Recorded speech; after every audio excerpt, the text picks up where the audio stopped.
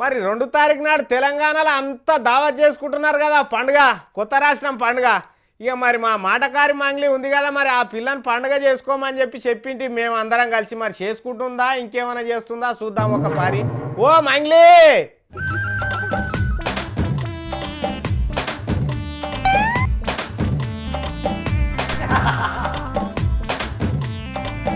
ఏంది పిల్ల ఏదో పరిశాన్లు ఉన్నట్టుంది. ఓ పిల్ల, నిన్నే పిలుస్తుంటే వినిపించుకుంటలేవేంది? అబ్బా ఏంది మల్లన్న, అసలే నేను మస్తు టెన్షన్ లో ఉంటే నువ్వు వచ్చి ఏదో అంటావు. ఏందో గంత పరిశాన్, జర నాకు కూడా చెప్పు, నేను కూడా సాయం చేస్తా కదా నీకు. నాకే కాళ్ళు చేతులు ఆడతలేవంటే నువ్వు వచ్చి ఏం చేస్తావు? మూల కూసునే ముసలోడివి. అట్లనా? సరే గాని మరి ఏం పని మీద అట్లా అవుతున్నావో చెప్పరాదు. టైం లేదు మల్లన్న, 7 పనులు ఆడనే ఉన్నాయి. టెంట్ హౌస్ వాళ్ళకి చెప్పాలి, వంటలు వండిపియాలి, అందరినీ పిలవాలి. అబ్బబ్బబ్బబ్బబ్బా 7 పనులు ఆడనే ఉన్నాయి. మస్తు బిజీగా ఉన్నా నేను. హలో, ఇంతకేం పండుగ చేస్తున్నావు? నీ పూల పనులు కూడా పెట్టుకుంటున్నావా? ఏహే, నీ అన్ని అల్పం మాటలే. ఇలా అల్పమేమున్నదు. సరే మరి ఏం దావత్ చేస్తున్నావు చెప్పరాదు. సోమవారం నాడు తెలంగాణ వాళ్ళందరికి ఏం పండుగ ఉన్నది? ఇంకేం పండుగ? తెలంగాణ అవతరణ దినోత్సవం. గందుకే ఈ ఏర్పాట్లన్నీ చేస్తున్నా. హలో, 200 కుర్చీలు, 10 పెద్ద డేక్షలు, ఇంకా నువ్వు ఆగుతలేవు కదా, ఫోన్లో వెనక సీరు మాట్లాడదు కానీ జర 2 నిమిషాలు నాతో మాట్లాడు పిల్ల. ఏందో చెప్పిగా. ఓహో, అంటే తెలంగాణ పండుగ జోరుదారు చేసుకుంటున్నావు కదా. మరి చేయాలే కదా, చేయకపోతే ఎట్లుంటది? అయితే మరి నేను కూడా మీ ఇంటికే వద్దునా? వద్దొద్దు, నువ్వు మీ ఇంటికాడనే చేసుకో, మేము మా ఇంటికాడనే చేసుకుంటాం.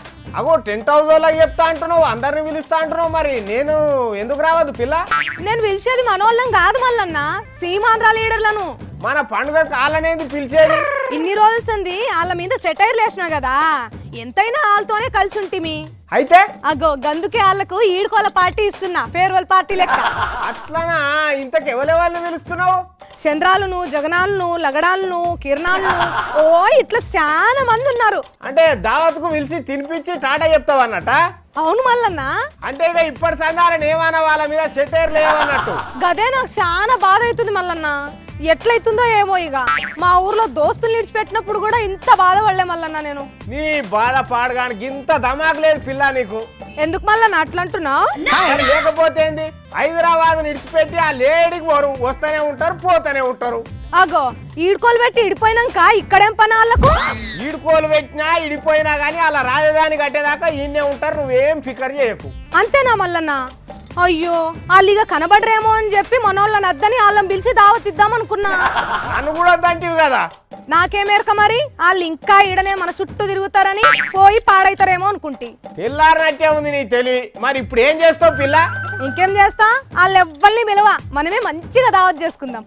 ఇప్పుడు సోయికొచ్చినావు, ఏదన్నా నేను చెప్పేదాకా తెలివి ఉండదు ఈ పిల్లకు. ఎట్లా బాగుపడుతుందో ఏమో.